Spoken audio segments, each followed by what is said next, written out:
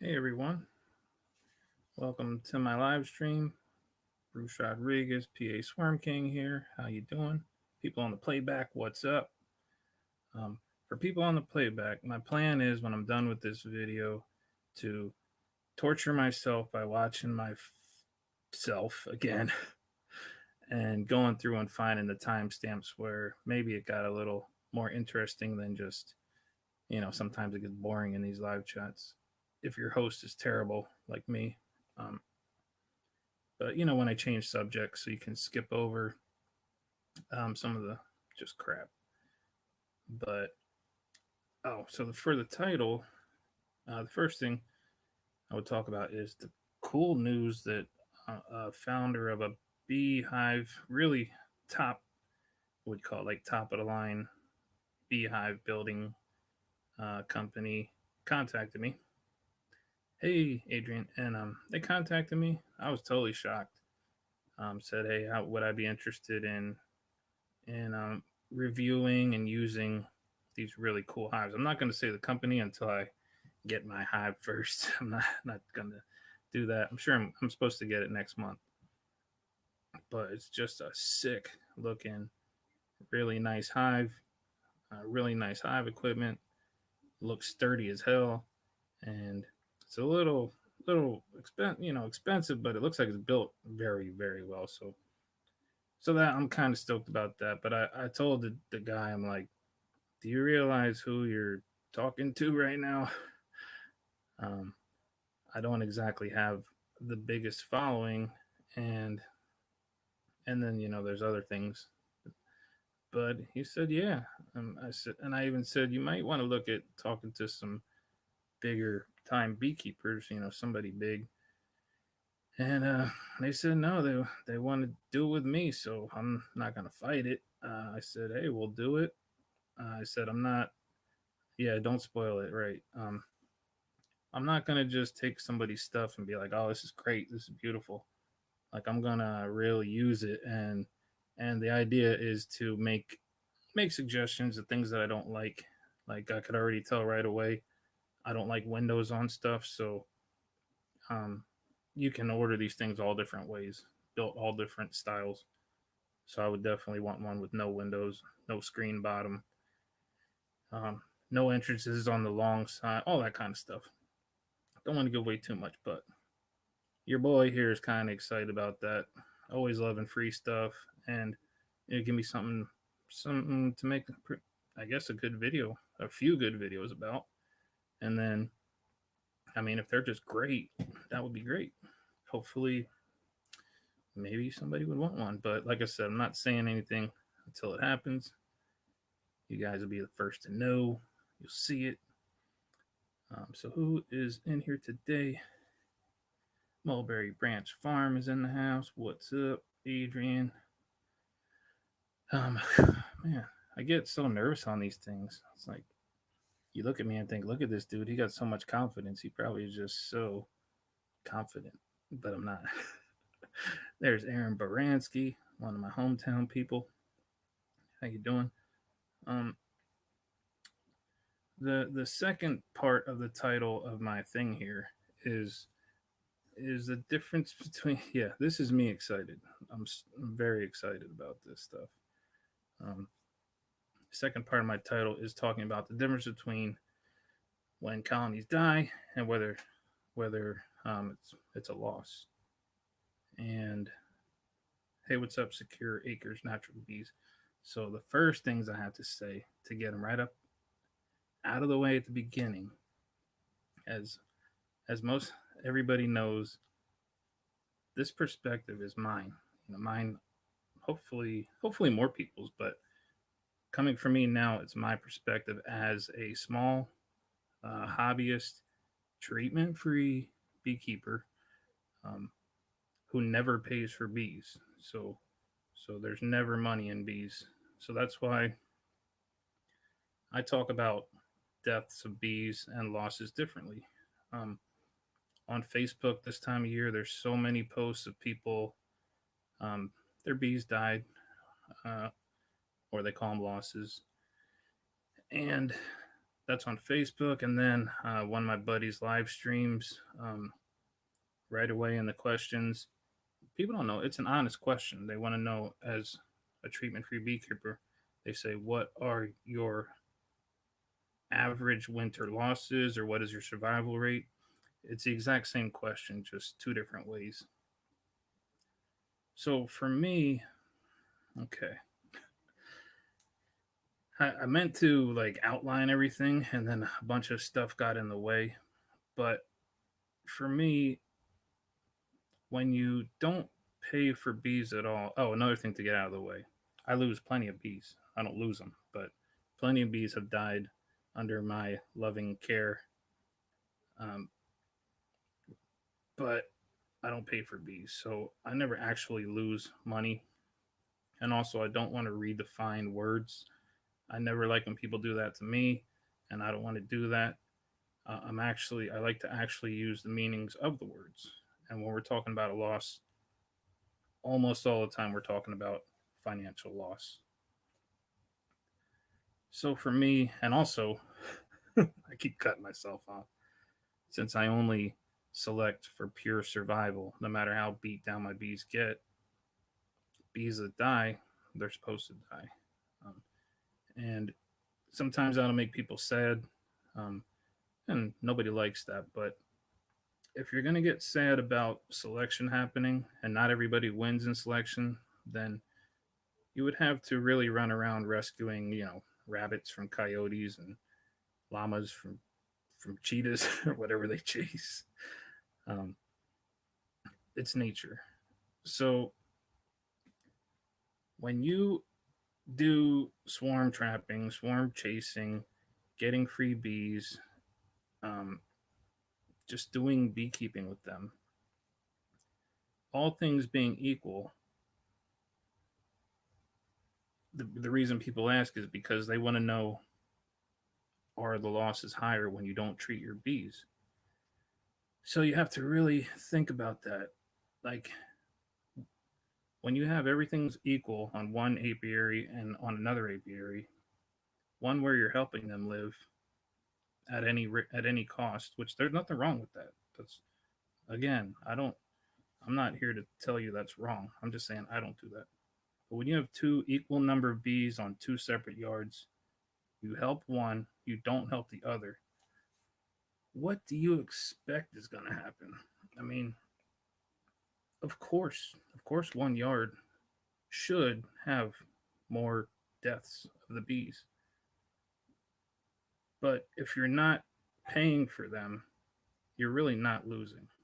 And once you learn how to do that, you have just an unending supply of bees. I mean, at least in my case, to where I have to give them away. Have I ever made mead? No, I've never made mead yet. I'm gonna try that next year. So yeah, and then there's the other points where even if you have 2 yards, one is where you try to save all the bees, the other one you don't. Sometimes the losses or the deaths really aren't that different at all. I mean, anyone can go to any beekeeping page on Facebook and see that plenty of bees are dying that are done by the book year after year. Um, so yeah, even in the group that I help moderate, the really big treatment-free group, people are coming in and they're really sad about one colony dying or two out of three or however many. But I always try to drive home the idea that you really need to acquire bees without paying for them.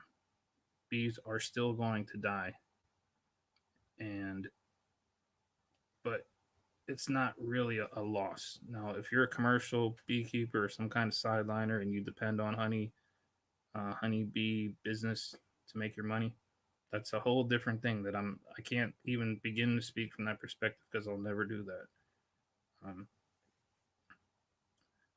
Let me see. Is anyone like is there a flaw in that reasoning? Because if there is, I'd like to know it, and if there's something, if some evidence or some type of way of thinking about it is convincing, then I have to change the way I think about something. So I always invite that. I'm never gonna duck anything or try to hide anything. Um, does anyone have anything that that you want me to think about? Let me see who's going on. What's going on in here?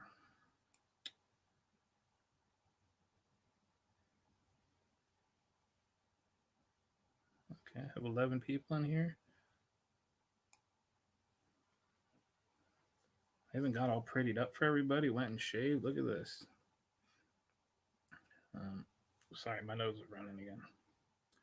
Man, I had so many points. Oh yeah. So then what I'm seeing is sometimes people are keeping bees for a while the conventional way, and then they quote unquote try the treatment free way, and then they get hit with reality, which is high losses.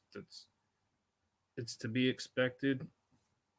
Um, if you were say using steroids, got huge, used a whole bunch, grew a whole bunch of muscles, and then stop taking the steroids, what's going to happen? You're gonna you're gonna shrivel down to and have to be on a level playing field with everyone else. So whenever you take that advantage away, you that's what should happen. It's what's gonna happen. It shouldn't be a surprise at all. Whereas when you're letting them get punished and only breeding from the absolute hardiest survivors, it actually goes the other way because you're getting rid of everything weak year after year. Um, yeah, like the stream. Thank you, Mulberry Ranch Farm. It's just an I just offer like my little thumbnail said. I'm not here to really try to change people's minds,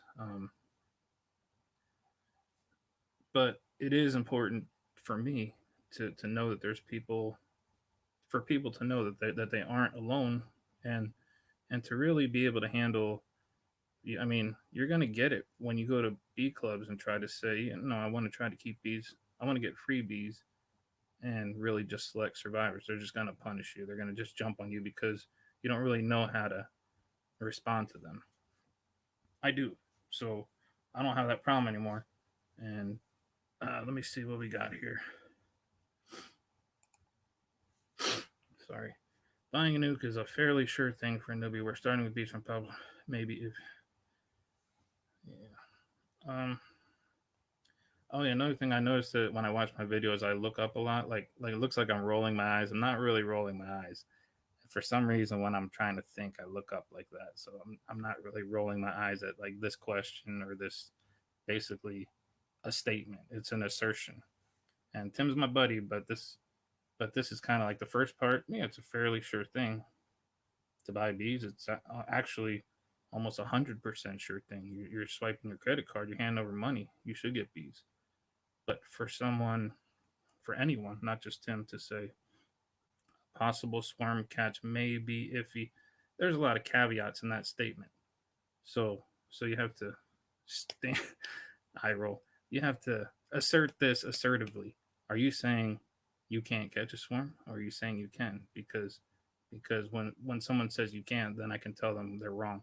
Um, to say it's possible, iffy, and all that stuff, no, it's not. It's really not. I have people like I could people all around here, my mentee type people that have actually caught more swarms than me in their first year. They never had bees. They've never bought bees. So yeah, it's like saying if you use steroids, you'll get huge muscles, but if you don't, you just can't get muscles. No, you can. You got to put the work in. You know, steroids might not be a good analogy, but because I don't do any of that stuff, but you can catch swarms. Tim, you can catch swarms too. And I got people.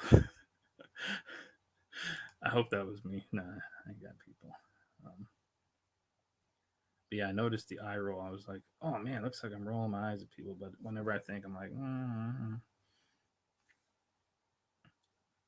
So yeah, I saw Mulberry Branch's video about getting the swarm.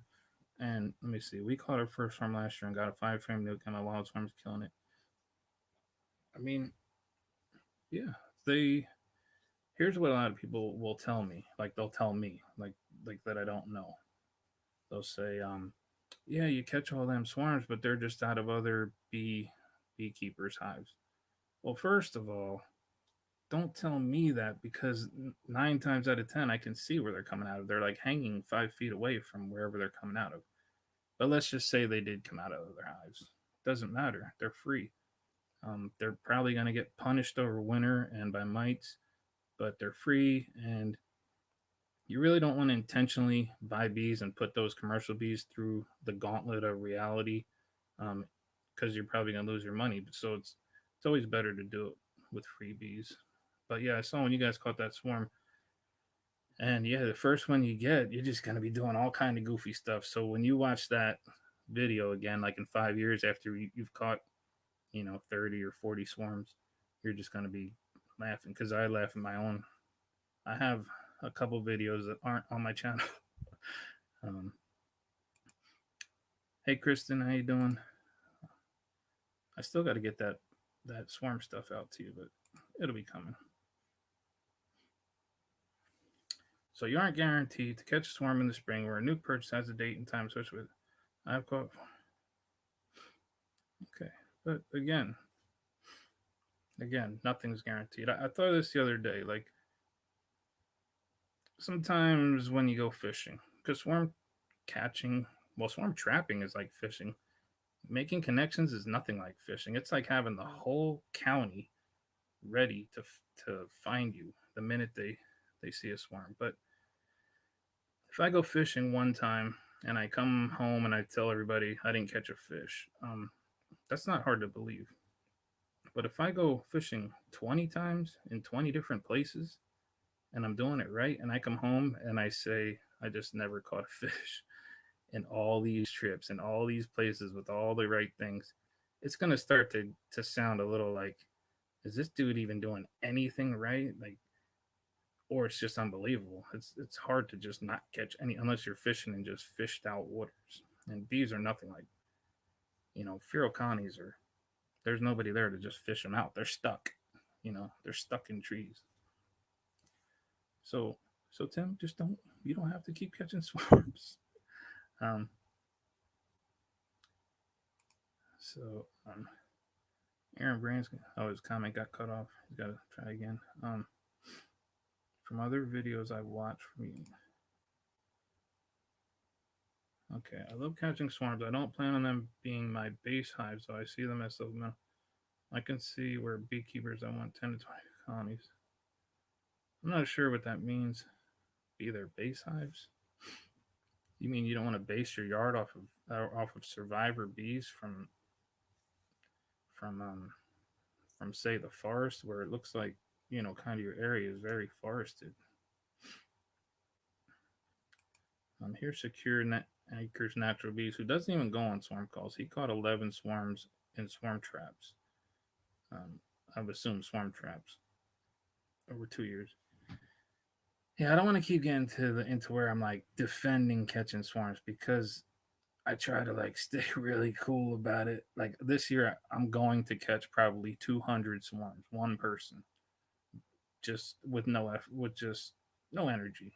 They're gonna call me, and they can call anybody. So yes, swarm trapping is a bit of gambling. But it's like when you go to the casino and you're just comp the whole day, and you win money, and then you lose the money, and then you leave. Did you actually lose? No, you didn't spend anything. So it's not really losing. We should catch all the swarms. You should catch all the swarms.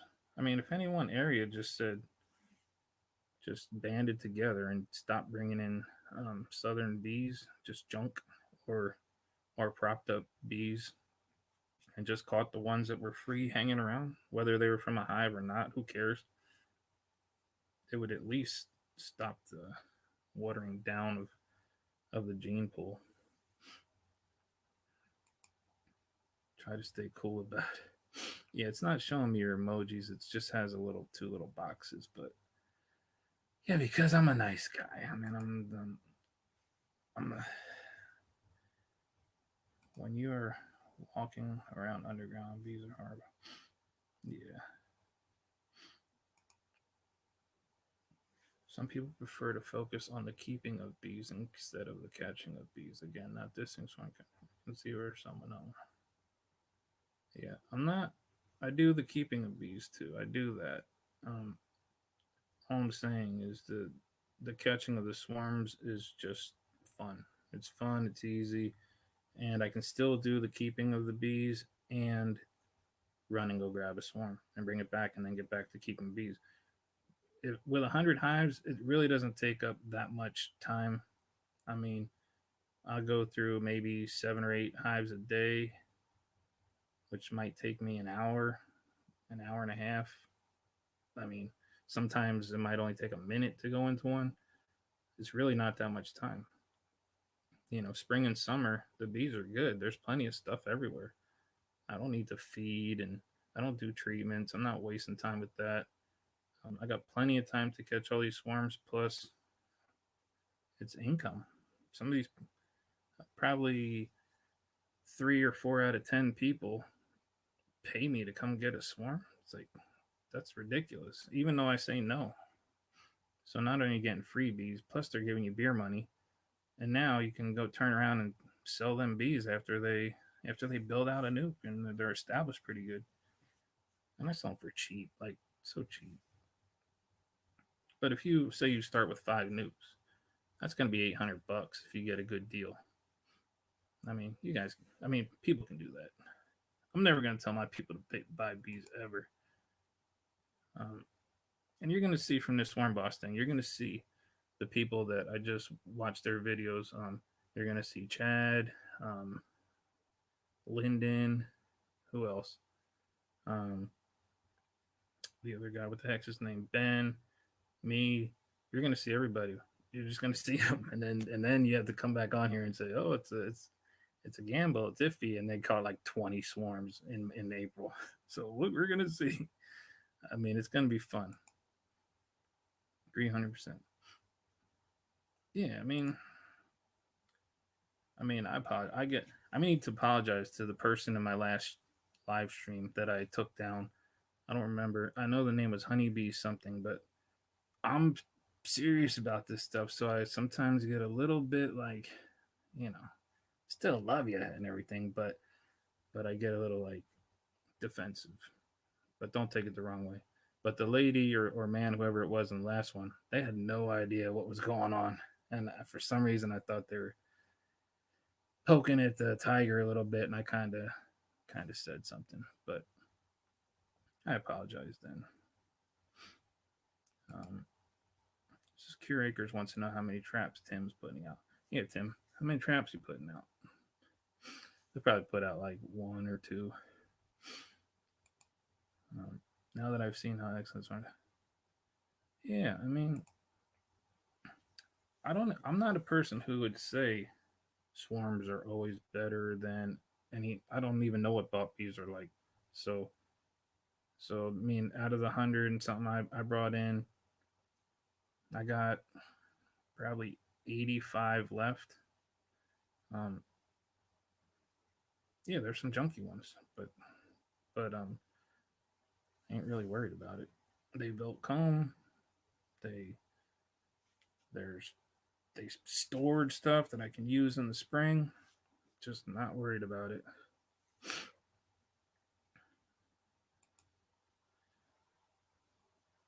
Yeah, I mean, I was selling nukes last year for $275 and getting it too. And but I wanted people to understand that you're not getting the same bees from some bee mill that you're getting from me. These my bees get their butt beat, like game tested real bees. So they were paying for it. But this year my price is knocked way down, like way down. Um, yeah. I mean, don't tell the IRS, but yeah, you can tell them I don't care. But yeah, no, they're way down because I know I'm gonna have so many, so I don't want. I don't want people to like hesitate, but I also don't want them to dump that much again. I don't know what I was thinking. No, well, I know a guy who went to Virginia and bought nukes for $400 each. The Saskatraz bees. He's like, and he called me from Virginia. This is like 3 years ago. Went down there and spent $400 on these nukes with these fancy Saskatraz, and he called me up and said, "How many of these you want?" I said, "Dude, I don't want none of those. I wouldn't give you anything. I wouldn't pay a penny for bees." He brought up all these Saskatraz bees, um, fed them up really heavy, treated the living daylights out of them, and only one of them survived the winter out of like 20. So they can take those wherever they want. I don't want them. I mean, they're just regular bees.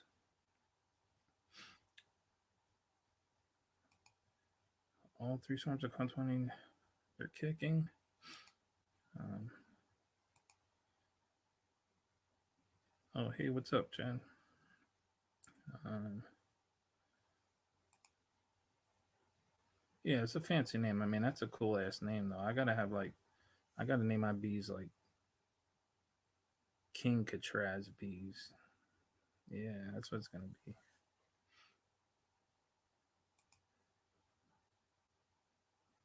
I'm glad Starla's doing good. That's good. Cool. Um, so what was okay? So what else we got in there? Oh yeah, I was just talking about Lyndon and Ben.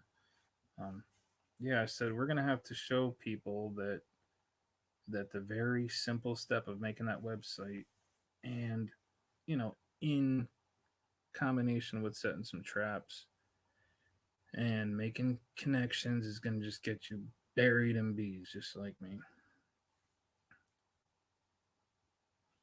But if you buy them first and then do it, then you can just say, "Oh God, why did I buy these bees?" So wow, 27. I think I made my point kind of clear at the beginning. I never claimed to not lose bees. I got plenty of dead colonies, just not nearly as many as as I used to, or some of my friends are having serious issues. They're messing with the bees all winter. I'm constantly seeing them cracking lids in the winter, putting stuff on, and I'm like, please don't call me in the spring and ask me what happened. Um, Taylor Fritz is asking what web service I use. I use WordPress.com, and I don't work for them or anything, but I do. I'm glad I just kind of accidentally used that because you can follow other WordPress users.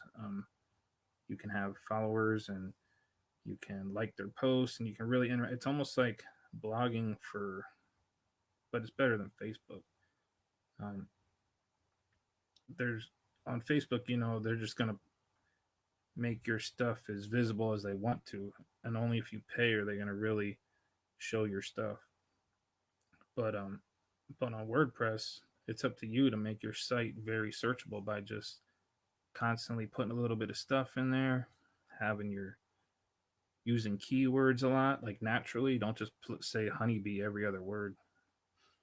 Um, and then people will search you and find you. So I love WordPress. And if you make a WordPress site and you're not in my area, I'll put your link on my website and you put my link on your website, and that helps kind of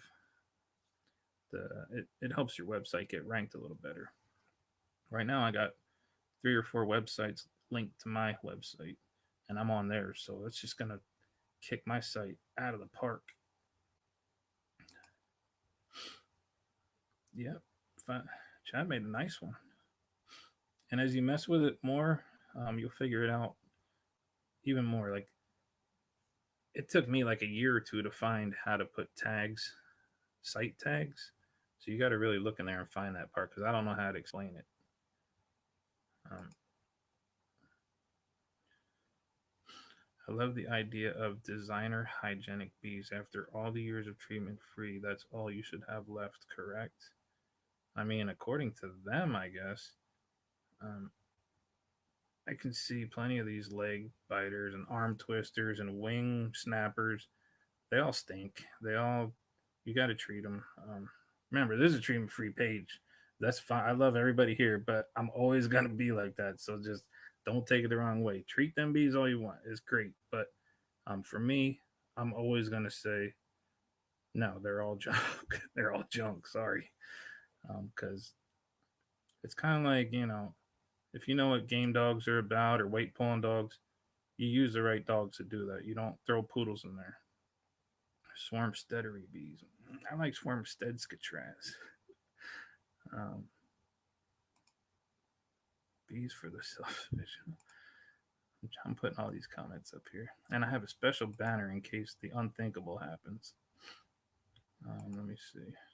I really enjoyed your live. That's cool. Go get everything done. Real desire to be has to be AI. Yeah, yeah. I don't really. Yeah, you know what? That's a good question, Tim. Designer bees. I mean, hygienic bees are. You would think that. No, they're not. If you read any of the stuff that these Minnesota people do, all they're putting, they're freezing brood with liquid nitrogen, or they're doing the poking the brood with a needle, and they're just seeing if bees drag out the dead larvae. Um, or and even like in Randy Oliver's case, he's doing just incessant mite counting and picking from the lowest colonies that have the lowest levels of mites, but they're not really they're not putting them through the ultimate test, which is don't treat them and see if they live. And so they're not, no, they're not treatment free bees. They do nice they do these kind of novel things, but I don't know. I know that there are some treatment free people who focus on hygienic stuff, like Corey. I don't remember his last name. Corey. I don't know. He's a treatment free queen producer. Damn, what the hell's his name? I'll have to find out. But he does instrumental insemination too. He does some very strict stuff, and he does not help his bees. He doesn't do anything anything like that. Yeah, Corey Stevens, but I think his last name is just spelled with a V. Corey Stevens, and his website is stevensbco.com, I believe. But no, I don't even. I mean, I know him just from the Facebook group. We're not. We've. I don't never talk to him one on one or anything. They promoted them as treatment free. They promoted them as treatment free. No new. Okay, well, um, biological IP passive treatment. Are you talking about like integrated pest management or something like that? It doesn't matter. Any type of integrated pest management, any kind of anything like that. It's if my bees, I want them to do it without me. Yeah, IPM's a treatment. I don't do any of it.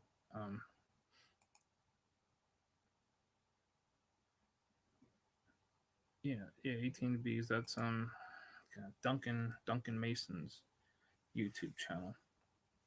Yeah, he puts bees. Well, I don't think he puts bees in logs, but he collects um, colonies that are in trees that maybe they fell down or something, and then sometimes he hollows logs out and baits it as a swarm trap. And yeah, he kind of. I mean, I don't say the bee haver beekeeper thing. I'm a bee haver. I don't care. I mean, I have bees, so whether someone to call me that as some type of insult, I don't care. Um, yeah, yeah, plenty of people buying the expensive bees, and they just die just like every other bought bees. Hygienic bees may be considered IPM. what I think it is, I really don't even want to just say stuff that I don't know about because I don't know about. I know what hygienic means, but I don't test for hygienics in my bees. I don't care if they twist the legs off of beetles or mites. I just don't care. They have to they have to live in my box or one of my logs, and they have to get no help at all. And then they have to live through winter on their own with nothing. I don't put anything on, no pollen patties, no beetle traps, nothing. They literally get their ass handed to them and die or they live. Um, I don't know anybody who. I mean, I know a few people, but there's not many. There's no one in my area that just lets that happen. Maybe there is. I just don't know about them yet. Yeah, Tim is a yellow jacket pincushion. Okay, so yeah, I think I got that out. But um, is anything else going on in the community we can talk about? Anybody want to come on and talk and change the subject? I mean, I'm trying to burn up this StreamYard. I basically paid $240 to have this little blue bubble on my name for a year. That's what I paid for because I don't know how to use all the other stuff. I don't know how to make a nice banner. Um, I wasn't saying you, just me. Oh man, come on, Adrian. I don't know if you're talking to me even this time. Maybe you're talking about Tim. Let me see. Let me see if I missed anything. I was saying the hygienic bees may be considered IPM. Yeah. No, I wasn't taking anything. I wasn't taking anything like it was at me, and I was using the word you as people, not me. So people who have them probably know I know that they still have to treat them and do all kinds of brood breaks and stuff. I don't do brood breaks. If there's a brood break, it's because the bees did it just the way they've been doing for, let's say, a long time. Okay, Bruce. Serious question: How many colonies do you have, and how many survivor gets? So, that's good. How many do I have?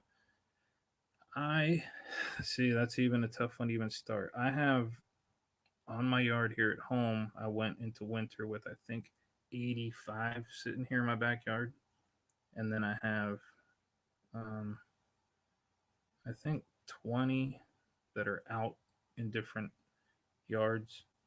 But then I have another, say, 25 to 30 that I don't keep myself that I've given to other people with the condition that if they survive, I got to get a split back. I mean, I'm giving it to you for free. So I said, and if they die, okay, I don't care. I'll give you more. Certain people. And I said, there's only the other condition is don't treat these bees. Don't let me find you treating these bees, or I'll just we'll never talk to you again. Because I don't want someone just using me to get freebies. But so how many do I have, and how many survivors? You're probably saying how many survivors do I have on an average? And there it is again. There's no real average. I started with such a small number of colonies. I started with three, and then five, and then 10, and 20. It just went up. So now, if you go to 2018, when I had 25 colonies, they all survived the winter. That was the year I brought home all those lollipops, all those dum dum lollipops. Every one of them survived. I didn't have one death. Last winter, I had 75, and 45 lived out of 75, which is not bad because I turned those 45 into easily 100. I mean, let me see. So now, if you're talking about this year, like I just tried to tell you, it's about 100 and maybe 140 or so. I just really don't know the exact number. I just really don't know. All I know is I know if some the people's bees that I gave them, if they survive, I'm getting some bees back. plus whatever lives here. It's hard to tell because some of my colonies I don't know if they're dead or alive because it just hasn't been warm enough. We'll find it. It really doesn't matter. To me, it doesn't matter because one colony has nothing to do with the other. Most of my dead colonies are going to be from beekeeper error, which should be my middle name. I didn't feed them up enough. I split them too late. Maybe, I don't know. Could be anything. I find out when I clean them out. But let's have a hypothetical. Let's say they all die. I don't, let's say springtime comes and I don't have a single colony. Do you know how many I'm going to have come next fall? 100 again. So I never worry about that. Not being cocky. I mean, that's just what it is. I feel I'm a student of the way of the bee. They teach me stuff every time I enter their world. Yeah. Learning from the bees. I mean, I mostly learned from really old books. That's why I didn't even know what a varroa mite is. I didn't even know treatments existed until I already had bees for 2 years. I didn't even know what they were until I opened up a American Bee Journal and I'm like, what the hell is all this stuff in here? Because I was reading books from the 50s and the 1920s from the library. Let's see. Yeah, you gotta help me out because I'm not the brightest knife in the drawer. Good evening, Fleetwood Patch. What's up? We have a town near here called Fleetwood, Pennsylvania. And every time I see your name, I think, is this dude from Fleetwood? He's probably not. And everyone here, I want to tell you, watch Bruce's video on making a website. Yeah, I mean, it's easy. All right, let me catch up here. Sorry, y'all. Let me see. Love whack. I love whack on a frame of drone brood. I don't even know what that means. Are you talking about pulling drone brood? Yeah, you're doing the conventional beekeeping mindset. I can't even relate to that. I recently required a wax melter. Haven't melted a lot. Preparing swarm trap and actually. I never found out that queen I gave you. I wondered how they did that. Those queen wasn't from me. That was from up at Rodale, where they gave me a couple queens, and we put that one in your hive that time. Remember, we found out it was queenless, and you got that one. I wondered how they did. That was like 2 or 3 years ago. Hey, there's Jason from Bama Bees Outdoors. What's up?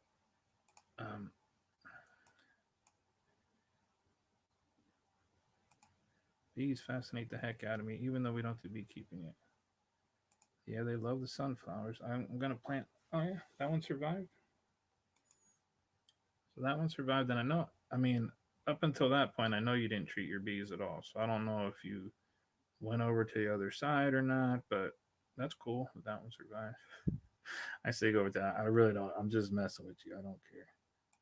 But it's like me and regular conventional beekeepers, we get on great for the first 5 minutes always. Like we're just talking about bees, and then it always as soon as I say, oh yeah, I don't use any treatments, it just goes just straight down. Oh yeah, it's like, what's your survival rate right away? And I'm like, what do you actually want to know? How much money am I losing? What are my goals actually? Because you treat to protect your investment, not to produce hardy bees. You don't treat to produce hardy bees. It doesn't make sense. It's like, um, yeah, just the sentence doesn't make sense. Like what's her name? I don't even remember. Some beekeeper was saying we use oxalic acid and brood breaks to create survivor bees or mite resistant bees, and I said, well, that doesn't make any sense. It's like taking the weights away from somebody to produce a big muscle man. It doesn't make sense. Do you do anything to limit the amount of drone brood they make with being foundationless? No, not at all. I never do. I really, they're gonna try to build it no matter what, even on foundation. But with foundation, they really have to put it all different places. They got to put it between the frames and any damaged areas. They're just trying to squeeze it in everywhere, and they're just frustrating the living daylights out of them. So I really don't worry about drone comb at all. I like to I like I like to put it to the outside towards as you start to get to the end of the season. You want your drone brood to the outside so they can fill it with honey or put it up top somewhere. And and yeah, that's what I do. But I don't limit it. It never really gets completely out of hand. It doesn't bother me. Sometimes some people say that that's a way that the bees will deal with the mites is to bait the mites into the drone comb because that's what they really want. So if the bees are trying to do that, let them do it. Um, bees can't survive without treatment. I don't know what happened there. Um, Foundationless, get out of here. Foundationless is the best. It's the best. If you know what you're doing, you don't have to worry about all kinds of wonky comb, and you gotta know what you're doing. Most of my drawing frames are foundationless. Um, yeah, yeah. Chad don't like foundationless frames. I love them. And it has nothing to do with money or anything like that. I got a stack of foundation. I just cut it up into strips. It has to do with just I like comb honey. I also like my small cell bees, even though that probably doesn't do anything. Um, I use foundation in the honey areas, just not in the brood nest.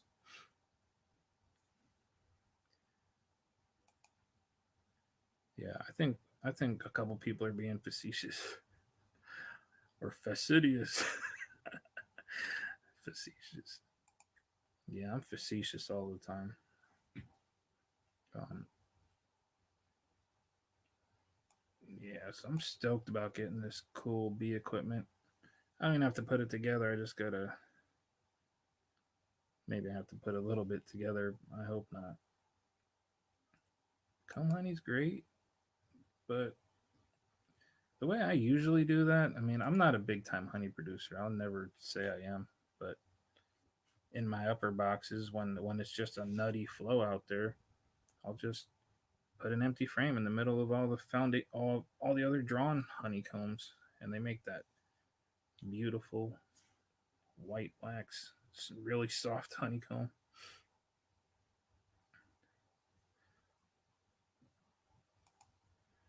Hey, there's Patty. Him batty, batty. Somebody banged their head on the keyboard or something. Him buddy, everybody, dot r buddy. Or I just can't read it. Have I tried using a honeycomb crusher? If you're talking about that thing that just like really squeezes it, no, I haven't used that. I'll sometimes do crushing. I don't even really call it crush and strain. I call it scrape and strain. I'll just scrape it all into a mesh bag over a bucket and let it run. A few. That's only if it's a small amount. I have an extractor.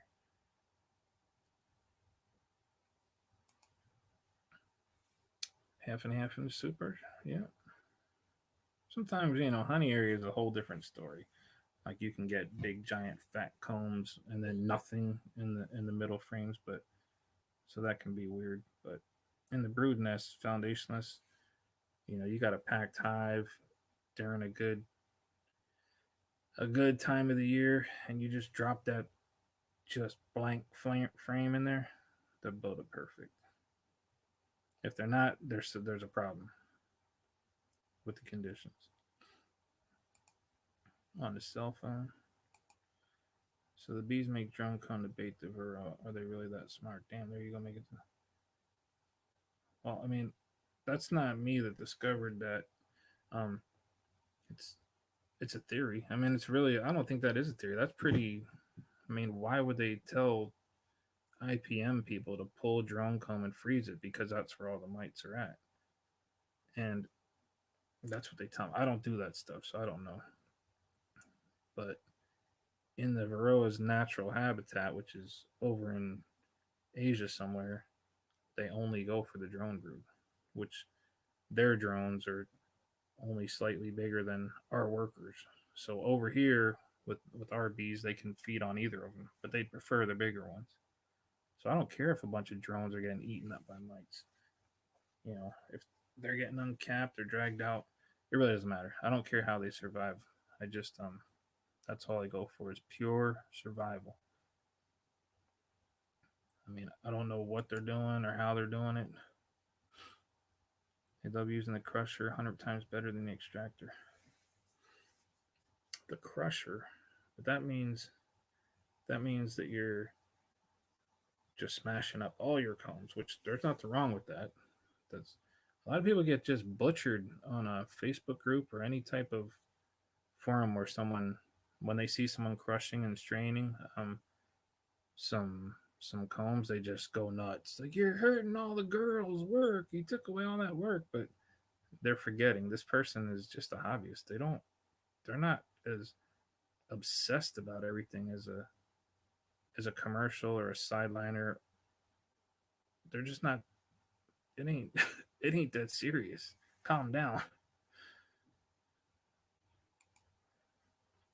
I should have clarified that. I take 2 frames out. I think you responded correctly. Hmm. What wasn't clarified? I thought I got that. You said half and half in the supers. Take 2 frames out. Not sure. Oh, okay. So yeah. Oh, there you go. I mean, I'm not gonna claim that as like my fact because I don't uncap drones. I don't look for mites ever. So I just have to go by what is said. I'm not saying that as it's a fact, but it's pretty well accepted that mites are in higher concentration in drone comb. You have some frames for catching swarms. There you go. The crusher over the extractor. Yeah. But what are you crushing? Like the whole comb? You're just cutting the whole comb right out of the frame and then just crushing it, and now you have a new foundationless frame. There's, I mean, for me, it would defeat the purpose. Like, if you're getting nice comb honey, leave it in the comb. Put it in a nice little case and sell it for some major dinero.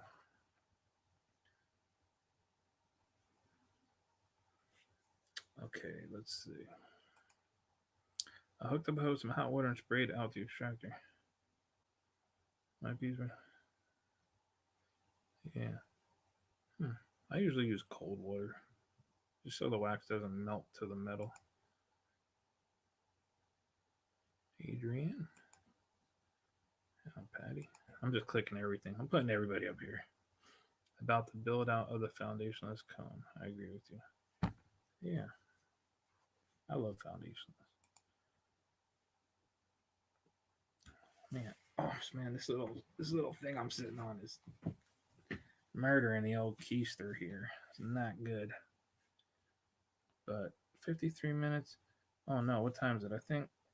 Oh, okay. How did I get involved with bees? Man, you got the good questions today. Let me just read that. Oh man, I told this story before I think on my podcast, and also, well, on a couple podcasts I was on, but um, I didn't. I've always loved bugs. Just I've been a bug and a plant nut since I was a little kid, like really small. And I think the first time I ever got introduced to bees is when I think I was in first grade, and this little kid in the projects who lives next door to me, who I never met before, saw me digging up an ant colony in the garden under a bush, and he's like, "You want to go catch some bees?" And I said, "Okay. I mean, let's go catch some bees." And this little kid, we got these little mayonnaise jars, and we went running through the neighborhood. Back then, there was bees everywhere. I mean, you could just thinking back. I mean, you could just smell bees everywhere in the neighborhood, all in the fields. So we were catching these bees and taking them home, and our parents were having a heart attack. And just I've been obsessed with bugs and bees and wasps and hornets and every type of bug and plant since then. But and then I always was interested in them growing up, but I never had been like an apiary or anything when I was a kid. Um, See you, Adrian. Um, but I do remember, going to the basketball court with my dad when I was a little kid, and he would play basketball. And the place where I sat, there was a honeybee colony right above my head in this. It's like a like a building that had a bathroom in it, and I would just stare at that thing just the whole time. I never paid attention to anything. So I always wanted to have bees, but I just kept putting it off like my whole life. I always lived in the city. I never lived in the country before, and then I had like a major thing happen in my life, like a major thing happen in my life, and it just really made me appreciate my freedom. Let's say that, and I really just didn't want to put it off anymore. So I just said, that's it. I'm not gonna get any older without having bees. So that's when uh, I started reading all the old books in the library because my library is in the city, like a really rundown city, and they had beekeeping books from like seriously from the 1800s all the way up to like 1960. They didn't have anything newer than that. So in 2009 and, 2008 and 9, that's what I was reading, these old books from the 30s, 40s, 50s. Never heard of a mite in my life. Um, so that's what I learned. And then I didn't know how to get bees. I didn't know anything about swarm trapping. So I went to a farmer's market and there was a guy selling honey. And, and no, no. Oh, yeah, I got a jar of honey from this dude at the farmer's market. And later on that day, I looked on the jar and his phone number was on there. So I called and said, "Where do you get bees at? I want to have bees." And he told me to call some package company. So that was my first bees ever. I ordered bees over the phone, giving them my credit card number. It was 2009, 2010. So the internet wasn't quite like it is now. There wasn't really too many big beekeeping web pages or YouTube channels or anything. So I don't know. I got these bees, and they were as soon as I got them, I caught a swarm the next day, the very next day. And then a couple weeks later, I got more bees, which I've said that a million times. So the first package I should have never bought. That's like my biggest regret in beekeeping is buying a package of bees because it was just not necessary. And I didn't even have a website then. The way I got free bees was by calling my local exterminator, and I said, "Hey, can I leave you my number if you ever get a swarm of bees?" And he's like, "Are you a beekeeper?" I'm like, "Yeah, yeah, I'm a beekeeper." I had one package for one day, and he called me and said, "Come get these bees." They were like 2 miles from my house. I went and got them. Um, and then after that, it's all you know, just learning little by little, going from 3 to 5 to 10 to 15 to 25 to 75 to 100 and something.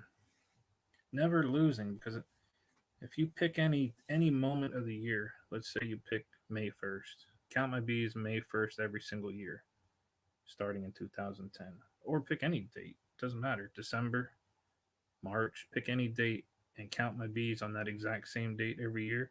I always have more. Like so it's not like you lose if you know how to catch bees. Um, I can just talk about that stuff forever. When Chad was a kid, bees were everywhere. Yeah. Oh my God, I used to get stung on the feet so much running around in backyard, spraying everybody with the hose.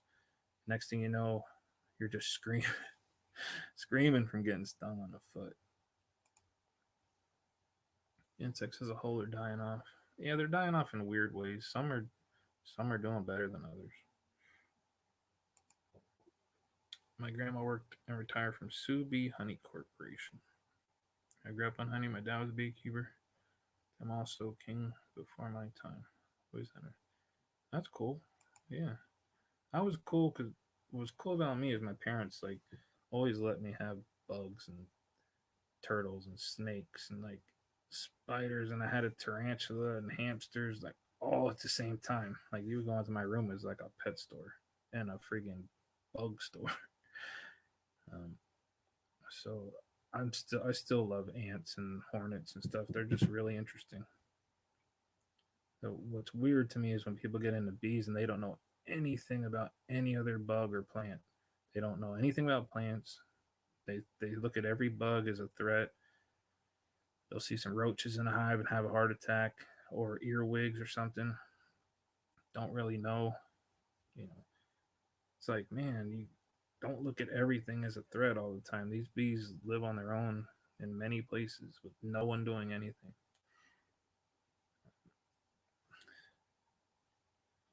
So like, don't be afraid to learn about other bugs. And ants are interesting as crap. Make those little tunnels. I like to fill up a glass jar with some dirt and find a colony, get the queen, get them all in there, let them dig their little tunnels, and you can watch them through the glass. It's cool. That was a cool story. Thank you. You're welcome. Hope I didn't like ramble on too much. What's that? I was saying one. All right, so I think I'm gonna get rolling here soon. I'm gonna go check out Tim's live probably if I can stay awake. I gotta go back to work tomorrow. But 10 people in here still. Thank you for coming in and hearing my rambling about the bees. And then I'll watch it tomorrow and put the little timestamps in here. All right. Take care, everybody. Thanks for coming. I'll see you on the next one.